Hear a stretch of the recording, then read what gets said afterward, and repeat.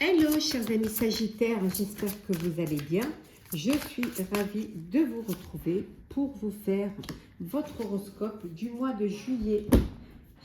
Je voulais vous remercier pour votre confiance et votre fidélité. Hop là, souhaitez la bienvenue aux nouveaux abonnés. Je vous rappelle que c'est un tirage général. Vous prenez vraiment ce qui résonne en vous. Ça ne peut pas parler à tout le monde. N'hésitez pas à consulter votre ascendant, votre lunaire solaire pour compléter ce tirage. Ou tout simplement si celui-ci ne vous parlait pas. Alors c'est parti. On va rajouter le sentimental. Hop. Hop.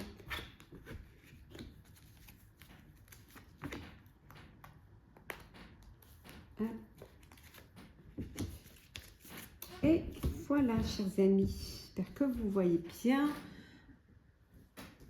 Voilà, donc ici, la tendance du mois de juillet, votre énergie pour ce mois de juillet, l'aspect positif, le défi, le challenge, le pro, le matériel et le financier, et enfin le sentimental.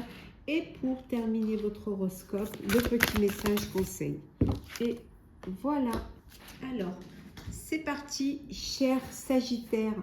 La tendance pour vous pour ce mois de juillet, apporter une touche de délicatesse. Voilà, on vous dit d'apporter un peu plus de douceur, un peu plus de voilà, peut-être de lâcher un petit peu prise, de vous laisser porter par le courant, essayer de faire les choses avec plus de diplomatie, avoir un peu plus d'empathie, un petit peu plus de bienveillance, et les choses, vous verrez que les choses elles iront mieux.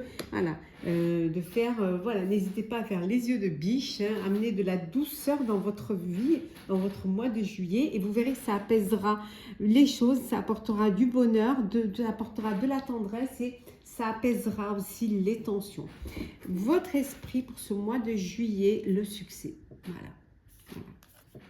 Vous êtes dans, warrior. Voilà, pour vous, vous êtes content, vous réussissez ce que vous entreprenez, vous êtes dans cette démarche de réussite, de reconnaissance, d'honneur, et d'être fier de ce que vous faites, fier de ce que vous apportez. En tout cas, vous vous sentez, vous êtes sur le chemin du succès, pour vous, vous êtes sur le bon chemin, vous avez fait les bons choix et vous avez pris les bonnes décisions.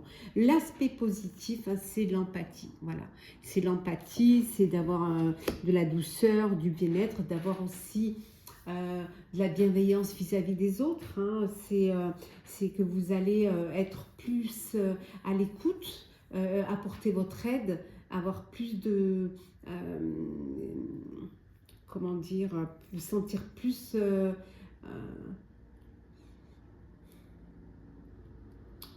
à même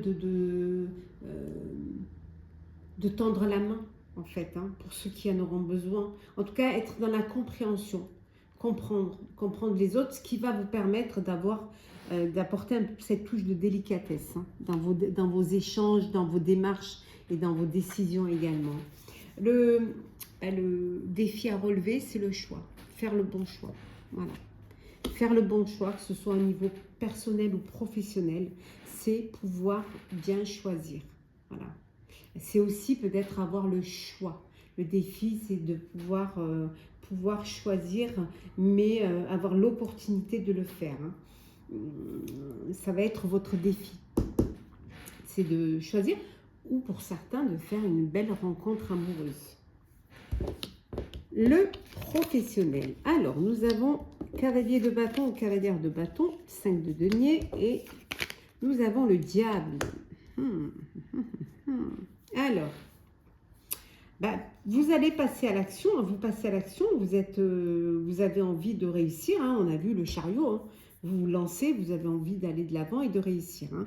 Parce que vous ne voulez pas manquer l'opportunité qui se présente. Vous ne voulez pas manquer non plus. Vous voulez ne pas avoir... vous voulez pouvoir vous en sortir aussi financièrement. Vous êtes dépendant. Peut-être pour certains, vous êtes dépendant de l'aspect financier au niveau professionnel. vous avez envie de gagner de l'argent, vous avez envie d'être dans des projets qui vont vous rapporter, vous avez envie de pouvoir récolter les fruits de votre travail. Vous, c'est cet aspect pour certains, hein, parce que vous ne voulez pas être en manque. Vous avez peur de manquer. Donc, comme vous avez peur de manquer, ben, vous passez à l'action et vous vous lancez parfois peut-être dans des projets où vous devriez, on vous dit, réfléchir avant d'agir. Ce qui vous permettrait peut-être de ne pas faire les choses et de ne pas vous disperser.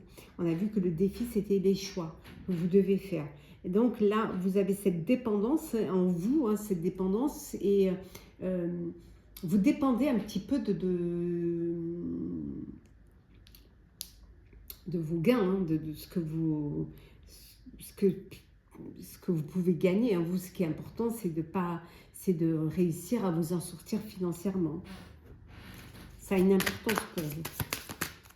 Parfois, vous passez à l'action parce que il y a une opportunité qui se présente et vous, la primeur, c'est ce que ça va pouvoir vous rapporter. Hein.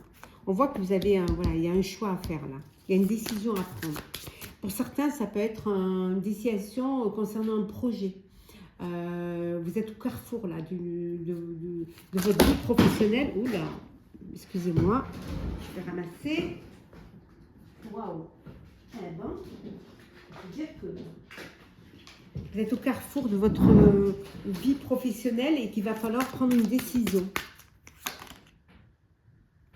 Alors peut-être que vous, c'est la fin. Pour certains, ça peut être la fin d'une carrière. Hein. Vous partez à la retraite, il y a une forme de tristesse. Ouais.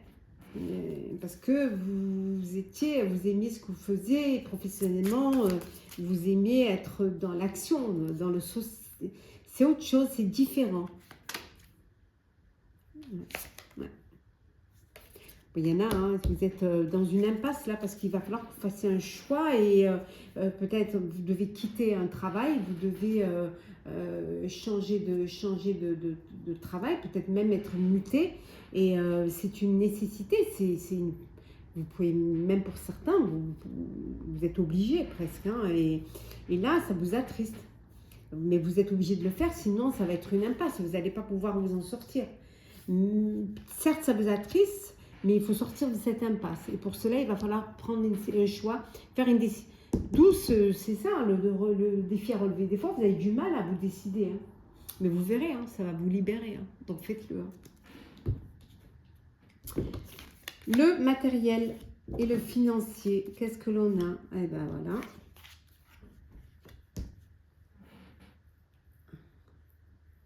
Ben, financièrement, il y a une transformation. Il y a du changement au niveau financier.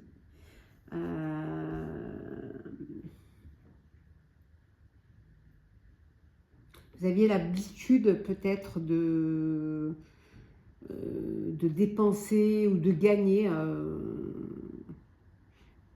d'avoir cette stabilité financière et parfois même vous pouviez vous permettre même, je dirais,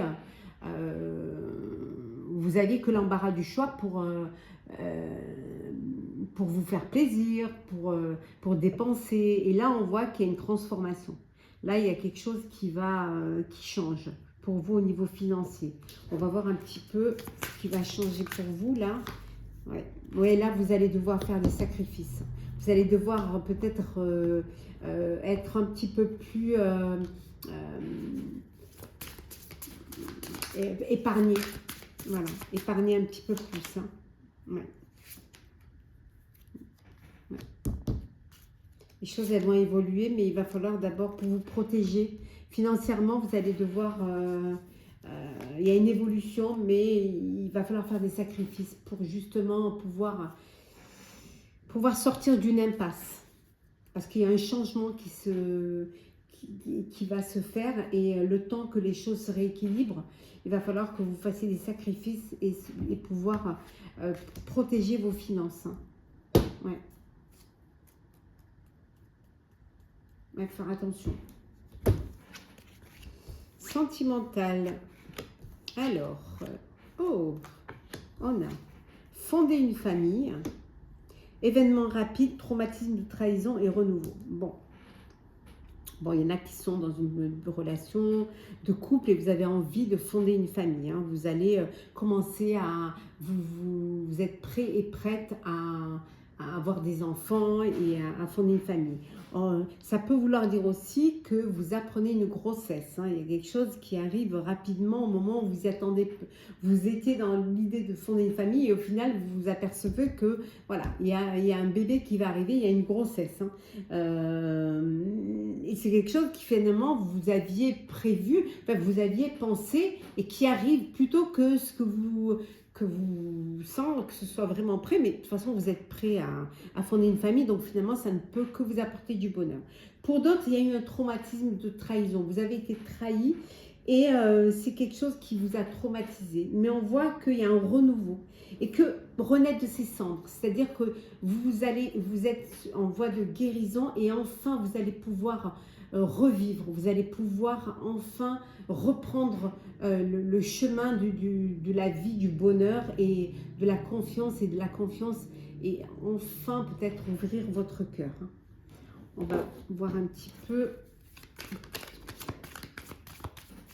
Hop. Qu'est-ce que... Oui, regardez. La sérénité, le bonheur, l'étoile, la chance qui revient. Hein. L'apaisement, on voit ici. Hein. L'amélioration aussi. Oh là là, c'est que du bonheur. Attendez, je vais mélanger un peu. Alors, qu'est-ce que l'on a? Vous retrouvez une stabilité, enfin, et on vous dit la chance est là, à nouveau. La chance, l'étoile, l'opportunité, le bonheur qui se présente à nouveau. Cette chance qui va vous permettre enfin de revivre des moments de bonheur, de vous permettre de pouvoir revivre des moments de joie et de